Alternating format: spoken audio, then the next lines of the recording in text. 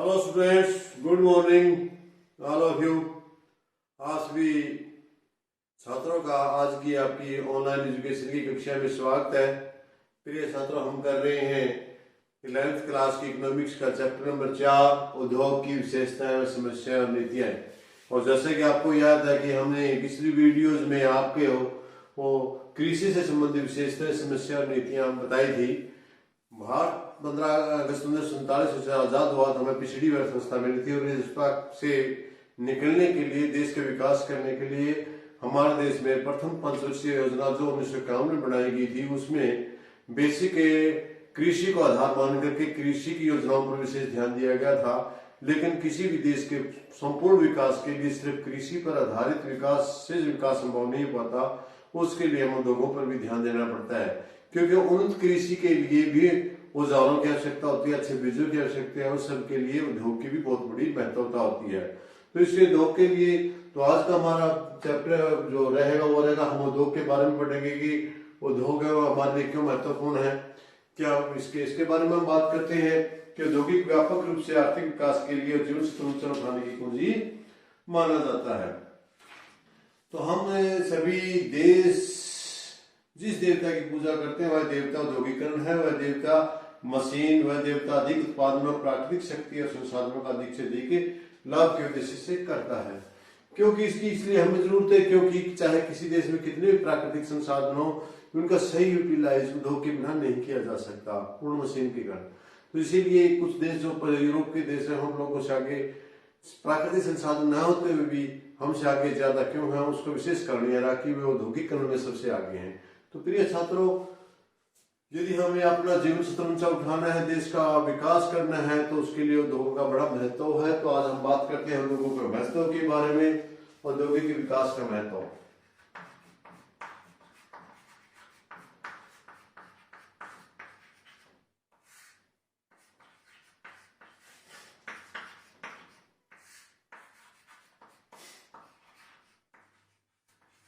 आज का टॉपिक आपका ये है कि जो उद्योग है वे उनका विकास है हमारे लिए क्या महत्वपूर्ण है। भारत की विकसित अर्थव्यवस्था की प्रगति में औद्योगिक विकास का महत्वपूर्ण योगदान है। औद्योगिक विकास के द्वारा देश की निरंतरता, असुरक्षा, बेरोजगारी, जनसंख्या के पिछड़ेपन, कृषि पर निर्भरता, प्रतिकूल भुगतान संतुलन आदि समस्याओं के समाधान में महत्वपूर्ण भूमिका हो सकती है। औद्योगिक विकास से ही राष्ट्रीय अर्थव्यवस्था के ढांचे में महत्वपूर्ण परिवर्तन आ सकता है। इसी परिवर्तन की सफलता के लिए यातायात, संचार, बिजली, बैंकिंग तथा प्रबंध संबंधी अनेक क्षेत्रों का विकास करना आवश्यक होता है।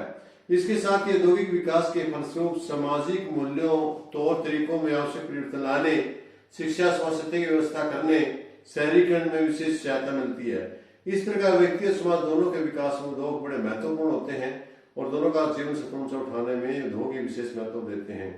तो इसके साथ साथ जो उद्योग है उनका बड़ा महत्व है। नंबर 1 का संतुलित जीवन,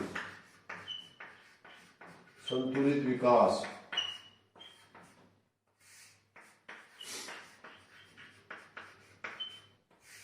स्टूडेंट्स, ये जरूरी है कि इनके लिए कि संतुलित विकास हो। भारत की अर्थव्यवस्था असंतुलित है क्योंकि जो हमारे देश में प्राकृतिक संसाधन थे उनका अंग्रेजों ने बड़ी जबरदस्ती से दोहन किया और आर्थिक विकास नहीं किया, क्योंकि कृषि उद्योग पर निर्भर है और उद्योग कृषि पर निर्भर है। दोनों एक ही सिक्के के पहलू हैं। कृषि का जो कच्चा माल आता है वो उद्योगों में काम आता है, उस पर उद्योग चलते हैं, और उद्योगों में जो औजार बनते हुए खेतों में काम आते हैं, कृषि में काम आते हैं। इस प्रकार दोनों का यदि संतुलित विकास देश का करना है, दोनों का मिला जुला के करना है, तो उसके लिए हमें जरूरी है कि उद्योगों पर विशेष ध्यान दिया जाए। उद्योग बड़े महत्वपूर्ण है। यदि हम कृषि में भी विकास करना चाहते हैं तो उसके लिए उद्योगों का विकास होना अत्यंत आवश्यक है, ताकि हमें उन किस्म के बीज, अच्छे बढ़िया उर्वरक और उन प्रकार के औजार मिल सके और मशीनरी मिल सके, ताकि हम ज्यादा उत्पादन कर सकें। क्योंकि बिना इसके तो हमारी जो सारी की सारी है वो वर्षा पर निर्भर रहती है, संतुलित विकास नहीं हो पाता है। उद्योगों में बड़ी बड़ी मशीन के बिना हम नहरें वगैरह नहीं खोल सकते, टोल वगैरह नहीं लगा सकते हैं। इन सभी के लिए हमें उद्योगों की आवश्यकता होती है। तो आपको कहना इस प्रकार, आपको पता है कि यदि लोगों की आय कम होती है और आय कम होने से के कारण की बचत करने की शक्ति कम होती है। परिणामस्वरूप पूंजी का संचय भी कम होता है। पूंजी का संचय कम होने के कारण उत्पादन की दर भी कम होती है। उत्पादन में कमी होने के कारण जनसंख्या अधिक होने के कारण प्रति व्यक्ति आय में कमी होती है और निर्धनता का चक्कर कंटिन्यूटी चलता रहता है। इसलिए दुष्ट चक्र को तोड़ने के लिए हमें सिर्फ खेती में ही नहीं बल्कि उद्योगों में भी विकास करने की जरूरत है, ताकि हमें खेती में भी अच्छे उन्नत हो सके और जो खेती का सामान है, खेती में जो चीजें पैदा हुई है, फसलें पैदा हुई हैं, उसको भी सही समय पर सही जगह पर प्रयोग की जा सके। मेरे ख्याल में आप लोगों को ये पॉइंट अच्छे से समझ में आ गया होगा कि हर प्रकार संतुलित विकास का मतलब ये देश का यदि हमें एक संतुलित विकास करना है तो उद्योगों का विशेष महत्व है। नंबर 2 है आपका उत्पादकता में वृद्धि।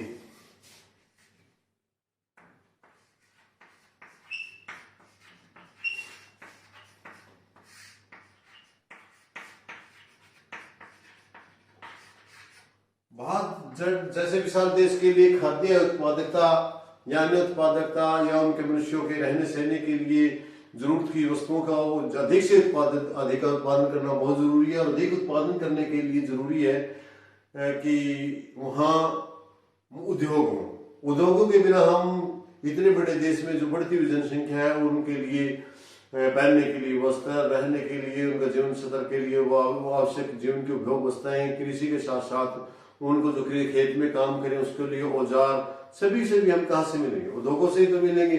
और इसीलिए कहा है कि उत्पादकता में यदि हमें वृद्धि करनी है, फसल ज्यादा लेनी है, खेती बाड़ी ज्यादा करनी है या फसल उत्पादन हमारा बढ़ाना है, तो उसके लिए हमें उद्योग धंधे अपनाने ही पड़ेंगे। उद्योग धंधों के विकास के कारण प्रति व्यक्ति उत्पादकता में अधिक तेजी से वृद्धि होती है। इसका कारण यह कि जहाँ कृषि प्रकृति का अधिक महत्व होता है, वो उद्योगों में मानवीय नियंत्रण का अधिक महत्व होता है। इस क्षेत्र में विकास में श्रम विभाजन, विशिष्टीकरण, मशीनों के प्रयोग तथा बड़े पैमाने की उत्पादन प्रणाली का भी अधिक योगदान होता है। इसके फलस्वरूप प्रति श्रमिक उत्पादकता बढ़ जाती है। उद्योगों में आंतरिक और बाह्य वस्तुओं की संभावना उत्पादन के अन्य क्षेत्रों, विशेष करके कृषि के क्षेत्र की तुलना में कम होती है, क्योंकि यदि खेती बाड़ी उद्योग नहीं होता में खेती बाड़ी में भी हम ज्यादा उत्पादन नहीं ले सकेंगे, क्योंकि उसके बिना में पूर्ण रोजगार नहीं मिलेंगे। इसके विपरीत उसमें जो खेती बाड़ी में प्रयोग होने वाले औजार नहीं मिल पाएंगे, अच्छे उत्पाद खाद बीज नहीं मिल पाएंगे। ये सारे पॉइंट एक दूसरे से संबंधित ही है। तीसरा कृषि का विकास।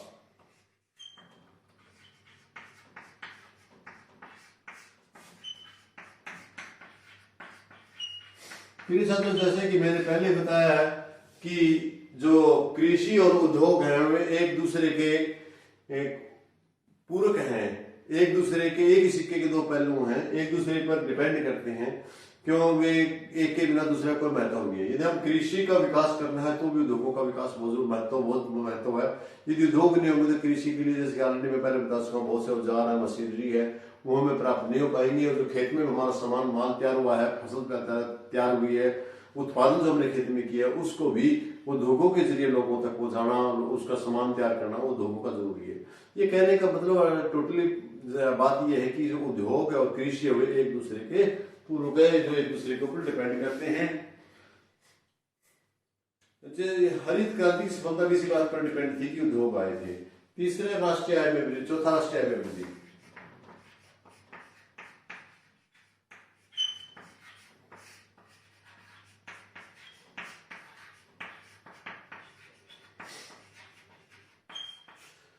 जैसे एक सीधी सी बात है, यदि उत्पादन अधिक होगा कृषि का भी और उद्योगों का भी, उद्योगों के कारण कृषि में ज्यादा उत्पादन होगा और कृषि के कारण उद्योगों में ज्यादा उत्पादन होगा और बढ़ती संख्या के लिए संतुलित विकास होगा, तो सीधी सी बात है कि देश की आय में भी वृद्धि होगी, उनकी इनकम देश की आय पहले से ज्यादा बढ़ेगी, जो कि पहले की अपेक्षा ज्यादा हो जाएगी।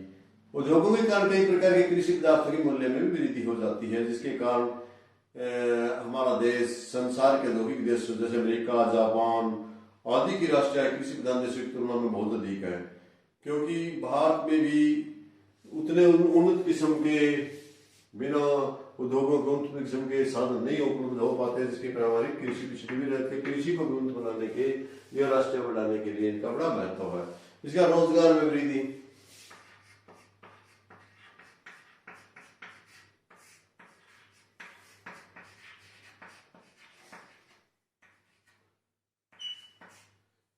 स्टूडेंट्स, जैसे कि आपको पता है कि यदि उद्योग लगेंगे, उद्योगों का बड़ा महत्व है। बहुत सारी बढ़ते हुए जनसंख्या को बहुत सारे लोगों को रोजगार मिलता है, काम मिलता है। खेती का जो रोजगार का वजन है, बोझ है, ज्यादा बढ़ती हुई जनसंख्या का वजन है, वो बेरोजगारी का वो कम हो जाता है। यदि उद्योग नहीं होंगे तो सारा का सारा वजन हमारा कृषि पर पड़ेगा। कृषि पर इतने लोगों को रोजगार काम धंधा नहीं मिल पाएगा, तो उसका जो एडिशनल ऑप्शनल है वो आपका उद्योग है। कुछ आदमी जो फालतू आदमी है वे अपना उद्योगों में काम चला करके रोजगार प्रदान करते हैं। यानी उद्योग बहुत सारे लोगों को रोजगार देता है। उद्योगों के विकास के फलस्वरूप नए नए उद्योगों की स्थापना होती है। इनके परिणाम स्वरूप देश में श्रम की मांग बढ़ती है तथा अधिक लोगों को रोजगार प्राप्त होने लगता है। भारत में खेती से पहले फालतू श्रम, जनसंख्या की अधिकी की समस्या के कारण बहुत से बेरोजगारी पाई जाती थी। खेती के यंत्रीकरण के फलस्वरूप बेरोजगारी के कारण और बढ़ने की संभावना है। उद्योगों में बढ़ते प्रतिफलन के नियम लागू होने के कारण रोजगार के अधिक अवसर पाए जाते हैं और उद्योग धंधों का विकास होता जाता है। क्योंकि कृषि पर यदि हम डिपेंड रहेंगे तो हमारी पब्लिक तो बढ़ रही है, लेकिन लोग उतनी है और उसके जो लोगों हमको रोजगार कहाँ मिलेगा, क्योंकि जमीन तो कोई रबड़ है नहीं जो बढ़ जाएगी, जमीन शिथिल है। इसलिए जो फालतू लोग हैं उनको लिए उद्योगों में देंगे। यदि उद्योगों में इसी प्रकार चलते रहे तो मशीनीकरण का कारण खेती में ज्यादा बेरोजगार हो रहे हैं और खेती में जो मजदूर फालतू हैं, श्रम फालतू है, वो सब रोजगार के अन्य साधनों में मिल जाते हैं उद्योगों के कारण। इसके बाद अगला पॉइंट है जीवन में सुधार।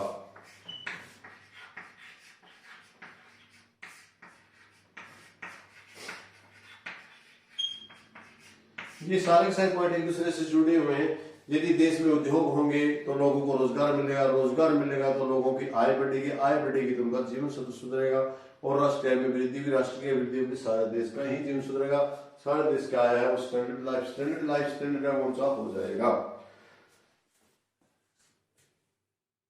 इसका कारण यह है कि जब हम लोगों के भोजन की आवश्यकता संतुष्ट हो जाती है तो अपने जीवन स्तर को ऊंचा उठाने के लिए विभिन्न प्रकार के औद्योगिक उत्पादनों जैसे बढ़िया कपड़ा, घरेलू उपकरण, TV, telephone, car, scooter, fridge आदि की आवश्यकता होती है। इन वस्तुओं का उत्पादन उद्योगों द्वारा किया जाता है। औद्योगिक विकास के कारण जनता को अपने जीवन स्तर सुधार करने के लिए कई प्रकार की वस्तुएं उपलब्ध हो जाती है। बिना उद्योगों के तो ये वस्तुएं मिलना बड़ी मुश्किल है। इसके अतिरिक्त उद्योगों का विकास परिणामस्वरूप रोजगार आय में वृद्धि होती है, जिसके फलस्वरूप ऊंचे जीवन स्तर के लिए आवश्यक औद्योगिक वस्तुएं खरीदने की क्षमता बढ़ जाती है। और नंबर 7, पूंजी निर्माण में वृद्धि।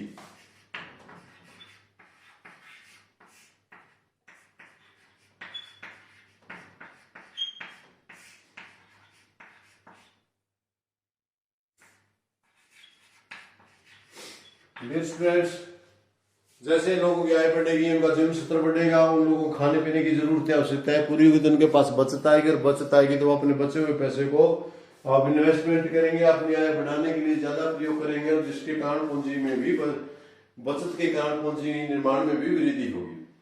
आय वृद्धि होने के साथ साथ उन लोगों की सीमांत बचत प्रवृत्ति बढ़ती है, लोग अपनी अधिक आय की बचत करने लगते हैं और उद्योगों के विकास के कारण लाभप्रद होने के अवसर और सुविधा बढ़ जाती है, लोग बचत के सरलता से निवास करने लगते हैं। कहने का मतलब ये है कि जब लोगों की अपनी आवश्यकता जरूरत से अधिक पैसा हो जाता है तो फिर उस पैसे को वो बचत करके पूंजी निर्माण में लगाते हैं, अपने नए काम धंधे शुरू कर देते हैं, जिसके कारण उनकी आय बढ़ती है, उनका जीवन स्तर सुधार होता है, पूंजी में निर्माण करने की दर बढ़ जाती है। और 8वां राष्ट्रीय प्रतिरक्षा में योगदान। राष्ट्रीय प्रतिरक्षा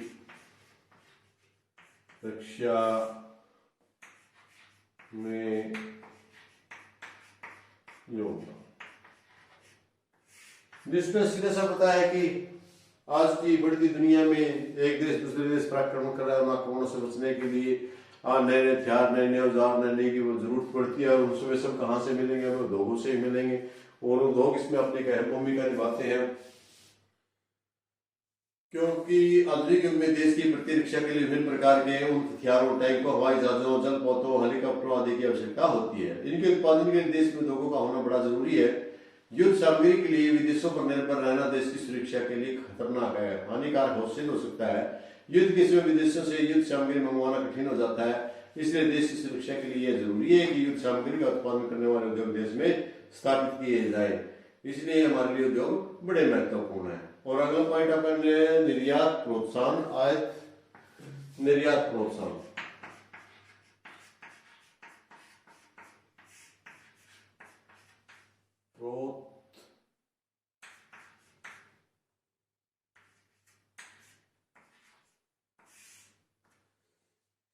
इससे उद्योगों से क्या निर्यात को प्रोत्साहन मिलता है। हमारे देश में वस्तुएं तैयार होती हैं, अपनी आवश्यकता पूर्ति के बाद जो हमारा निर्माण वस्तुओं का होता है, उन वस्तुओं को हम विदेश में भेज करके विदेशी करेंसी कमा सकते हैं, अपना नाम कमा सकते हैं, अपना देश दूसरे देश का नाम रोशन कर सकते हैं।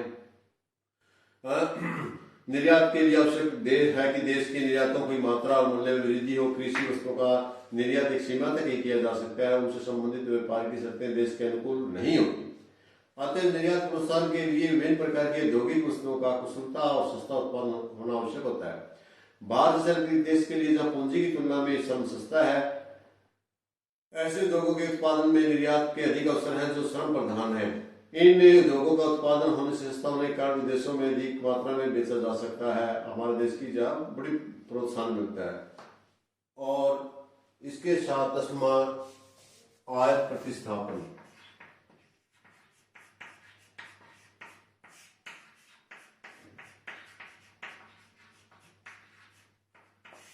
यदि हमारे देश में उद्योग होंगे तो हमें रोजगार और आय तो वृद्धि होगी। इसके साथ हमें दूसरे देशों पर डिपेंड नहीं रहना पड़ेगा, उन पर निर्भर नहीं पड़ेगा, उनका सामान नहीं मंगवाना पड़ेगा। उसके सामान मंगवाने से उनके ऊपर डिपेंड होते हैं और उनसे देश को काफी मात्रा में विदेशी करेंसी हमारे देश की करेंसी विदेशों में चली जाती है। हमारी करेंसी का प्रवाह है वो अपने देश से की ओर हो जाता है। इससे बचने के लिए और जो से वस्तु हम बाहर से मंगवा रहे हैं उनके हमारे देश में पैदा कीजिए, पैदा वो उद्योगों में होगी। इसलिए उद्योग लगाना बड़ा महत्वपूर्ण है। उद्योग इसके लिए जरूरी है ताकि हम विदेशों से मंगाने वाली वस्तुओं का प्रतिस्थापन वस्तुएं अपने देश में तैयार कर सकें। और नंबर 11 सुदृढ़ अर्थव्यवस्था।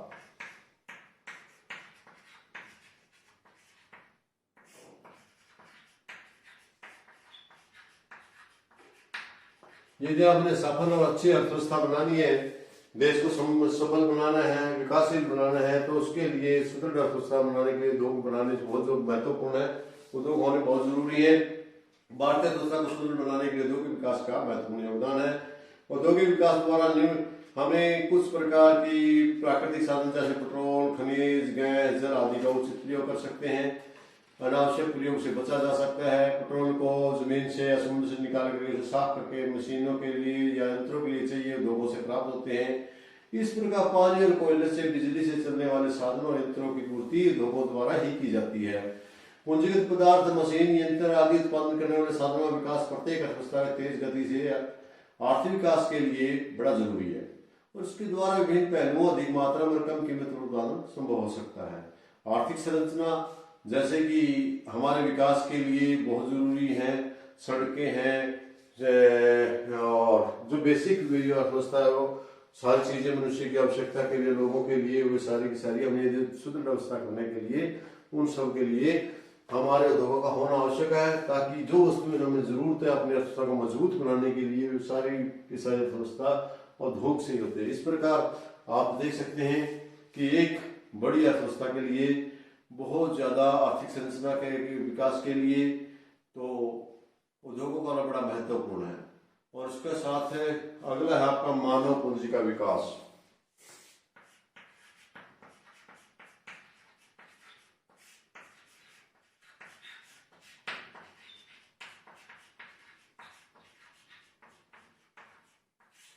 मानव पूंजी का विकास भी हो पाता है, जैसे कि मानवीय पूंजी से अभिप्राय देश के लोगों की कार्यकुशलता, शिक्षा, तकनीकी से है कि अच्छी तकनीकी अपना करके हम देश की प्रगति कर सकते हैं। हम प्रगतिशील मानवीय पूंजी आर्थिक विकास का महत्वपूर्ण तत्व है। उद्योगों का विकास किसी भी देश के लोगों का बहुमुखी विकास के लिए आवश्यक है। इससे लोगों में कई महत्वपूर्ण गुण उत्पन्न होते हैं। उनमें अनुशासन, वैज्ञानिक दृष्टिकोण, समय पर काम करने की आदत, आविष्कार, कौशल, तकनीकी प्रगति आदि के गुण उत्पन्न होते हैं। इन गुणों के कारण मनुष्य की आर्थिक विकास गति को तेज करने में हम समर्थ हो पाते हैं। द्वितीय विश्व युद्ध के बाद जापान, जर्मनी आदि देशों की अर्थव्यवस्थाएं नष्ट हो गई थी, परंतु उन देशों की प्रगतिशील मानवीय पूंजी ने उद्योग को तेज गति से विकास करके आर्थिक संपन्नता के उच्चतम स्तर को प्राप्त कर लिया है। अतः औद्योगिक विकास का मानवीय पूंजी के निर्माण और महत्वपूर्ण में वह विशेष महत्वपूर्ण योगदान है। इस प्रकार स्टूडेंट्स आप देखते हैं कि यदि हमने संक्षेप में कहें कि देश का संपूर्ण विकास के लिए एक आर्थिक सुदृढ़ रचना बनाने के सुदृढ़ अर्थव्यवस्था के लिए और एक सफल अर्थव्यवस्था के लिए उद्योगों का होना बड़ा महत्वपूर्ण है। हम कहें यह कहें क्योंकि उद्योगों के बिना कोई विकास संभव नहीं हो पाता, ये हम कह सकते हैं। इस प्रकार हम देखते हैं कि उद्योगों का होना एक अर्थव्यवस्था के लिए कितना जरूरी है, कितना महत्वपूर्ण है, वो आपने देखा। तो इन्हीं शब्दों के साथ आज सभी बच्चों का आज की क्लास अटेंड करने के लिए बहुत बहुत धन्यवाद। यदि आपको कक्षा पसंद आई हो तो शेयर करना ना भूलें और लाइक और सब्सक्राइब भी कर लें। थैंक यू, धन्यवाद।